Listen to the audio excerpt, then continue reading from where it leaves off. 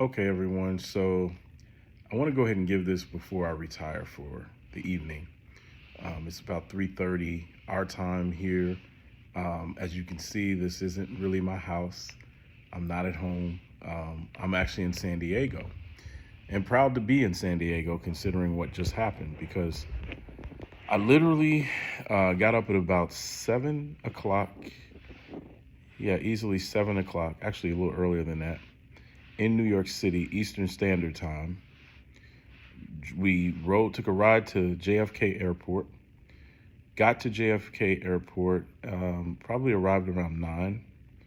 That's about an hour drive if you don't know from Manhattan. Had a wonderful concert, just enjoyed myself to the full. But I'm going to show you the pattern. And I know we had bad weather and things like that, but I'm going to show you the pattern of the enemy in my past, right? So we had a ball in Madison Square Garden. Got to talk to my cousin Shalise. She's the one I told you is the vice president of the fashion brand. And we were discussing everything from her trips on the Euro Bullet. We were discussing how they actually scan your face because we were discussing AI. This just came up in regular conversation, guys. And she was discussing the AI and how she'd used it in one of her meetings and how the manager, her boss, was just like, oh my God, that was just amazing. All the answers that you gave. And so they ran a core test on the piece on Chatbot GPT. And what they found is if they pretty much had a meeting structure, and let's say you had 10 people enter the information, they literally all pretty much came up with the same answers, regardless of how they placed the information in there, which is one of the things that's the good and bad of artificial intelligence. But off of that, because it will go through several generations and it will eventually be able to take a massive amount of data. That's the key. And I think that's the part that we don't understand. It really pretty much works very similar to the human brain. What you allow to go into your brain gives you more access to ideas. And so a lot of times when we, invite you to meetings or, it's really going to take that ambition to want to learn in order to get from point A to point B. It just is. Because your brain works the same way, and it can take a lot of massive information and dissect it and do a lot of things with it, but you got to put the information in. So forgive me a little bit because I've not had much rest, but I wanted to go ahead and say this before I actually went to sleep. Got my shower in. I did do another shave and wash my face, that kind of thing, but did a refresh, but about to take a shower. And when I know once I take the shower and relax, I already took my Benadryl, so brother is going to be out. But let's discuss health and wellness. Let's discuss mental health. I'm going to stress the mental and mental health. Now, you've heard me say before that Brian's had, I used to have an anger problem. It was very real. I mean, it was to the roof. And today I got to observe people in their natural habitat, so to speak. Imagine going to an airport and every single flight you can name was canceled. People flying in from the UK, people flying in from Milan. Actually, there was an Accra flight out. It was kind of neat to be in New York because I know exactly where I'm going to be flying out, at least what part of the gate I'll be flying out. But just watching how people sorted information, right? And so imagine being on a tarmac for about an hour and a half, and finally you realize, hey, we're not going up. So it's like 12:30, get off the flight. We go and try to sort it out. The help desk, of course, that took forever.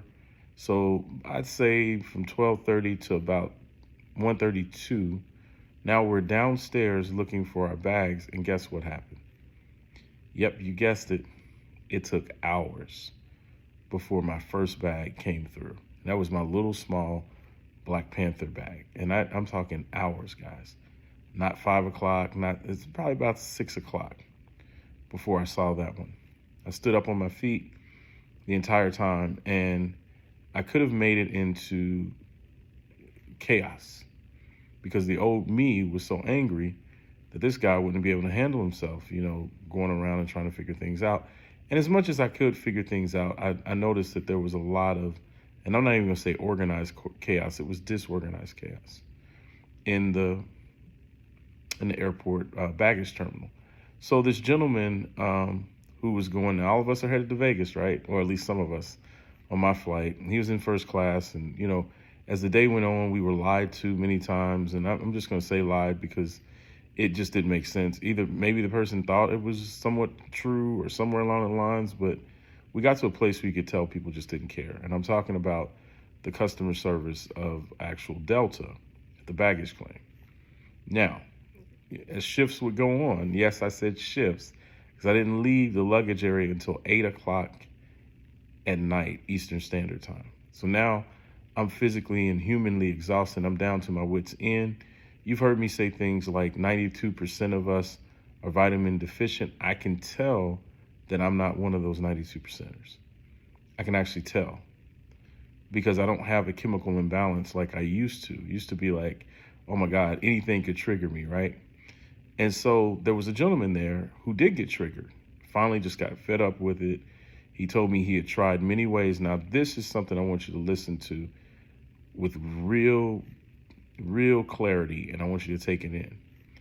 If you've ever watched the movie The Titanic, everyone went down in the ship. It didn't matter on the Titanic whether you were rich or whether you were poor. There were some that got on life rafts, but I actually do remember hearing that Mr. Macy said, you know what, he'd rather just go, that's right, Macy's, right? He'd just rather go down with the ship with everyone else and die. And so what I'm saying is, this is the society that we live in. You've got the haves, you got the poor, you got the haves, you got the have-nots, you got the middle class, right? And in this class system, it's actually merging down to two, haves and have-nots, right? And as I said again, I'm not in Vegas yet. I'm in San Diego. We could get a flight to San Diego. The flight to Vegas, I think, was going to be late 11:30 p.m. tonight. And that just wasn't going to do, right? So we get this flight into San Diego, but we did it after we got our thoughts right. We started thinking of places that were close by, maybe Phoenix. Okay, canceled. Or not canceled, but, booked up. The rest of Vegas booked up. It was just booking after booking after booking. Can't even get into Utah, whatever, you name it. Couldn't get into it. Tucson didn't have any flights going out. We had LA, even San Francisco. And there was just cancellation after cancellation. And I know many of you know about the storms, right? And so if you cancel for a storm, I'm perfectly fine. I have no issue with that. But I was just watching how the thousands of people who were downstairs with multiple flights going multiple different directions, out of all of those people, even though there were some people that got upset, there was only one man who was vividly upset and yelling and just telling people he wants their jobs and wants to have their jobs and all that. And I actually talked to the guy. He just wanted to talk to me. And just know that still waters run deep. So some of you, if you're putting out in the atmosphere a bunch of negativity, or maybe you're putting out complaint because that's just what you do, stop. Just don't do it anymore. I mean, these are the things that I made myself do that gave me real, true balance. And of course, I do the vitamins, so trust me, I'm going to say one more time. Get your B12. Get your B12. Get your B6. Get your folic acid. Get your positivity level up. And it needs to be operating at a very, very, very high level. And here is why. As we're talking, come to find out, one gentleman, they were from Syracuse. I talked to so many people today. It was ridiculous. I handed out business cards to some because I'm going to always look for the opportunity. What's God trying to say? There's no wasted opportunities, by the way, guys. There's none, right? So it really comes down to what is God saying to me in this moment, and you need to hear that very clearly. My fear is that people waste days. Days go by, people say things to them that goes over their head because they haven't prepared themselves mentally to look into something deeper, right? And so here I am passing out cards, just waiting on bags, right? Finally get my little Wakanda Forever bag, and it takes my wife's bag another 2 hours before that sucker shows up. We never got my daughter's bag until we landed in San Diego. Never saw the bag again. We have it now, thank God, right? So we count our blessings as we go. And control what you can control. Can Brian control the weather? No. Can Brian control whether the flights go up? No. Can Brian control, another pilot crew saying, "Hey, we've already met our hours, so we got to get off here. Sorry, guys, we can't fly you anywhere." That's part of the cancellations, and so there's a manpower shortage. And having worked at the actual airports, in UPS, their airport, having been in Memphis's airport when the lights went out because a tornado was coming through, and then they still got us up and boots on the ground at 6 hours later. I have to say that today was very intolerable. It was completely and total chaos, and it just didn't really make a whole lot of sense. Here's the reason. Is today the worst day that the airport's ever seen? No. Airports have seen flight cancellations, they've seen problems, but I noticed the problem solver is dying, if not dead. There was only one guy, sometimes another guy, out of all of these people that would give any solid help. My wife and daughter stood in a line for about an hour just to get in front of the service desk, only to find out that they were pointing them in directions they couldn't even answer to. And that, my friends, is the problem with this generation. Customer service as it stands and the personal touch is dying. We're having a shortage of people. And not just a shortage of people, a shortage of perspective for the people that are taking jobs. They want a paycheck. They don't even think about how the sausage is made, which is a very, very big problem considering the customer service nightmare that I just saw. So it's going to be a self-fulfilling prophecy in a lot of ways for a lot of businesses. Now, for the small business owner, of course, you're not big. That's why I created the experience of Diamond VIP. If you have not used the resources of Diamond VIP, that's not Brian Lamont Roberts' fault. All I can do is present the information as it stands.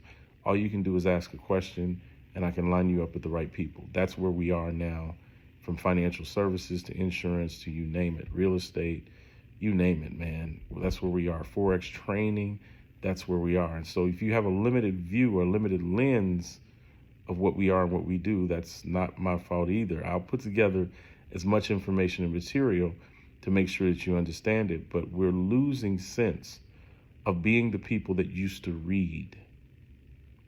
We don't read anymore. Meanwhile, I'm sitting there posting articles about chatbot because I'm realizing, just as when we landed in San Diego, there was a huge machine, kind of like a Roomba, just rolling by itself, cleaning the floors, and the floors looked amazing.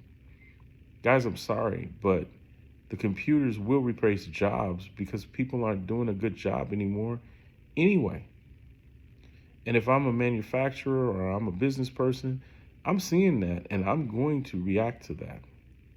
Stop seeing work as a job and start seeing it from the lens of the owner that owns that operation.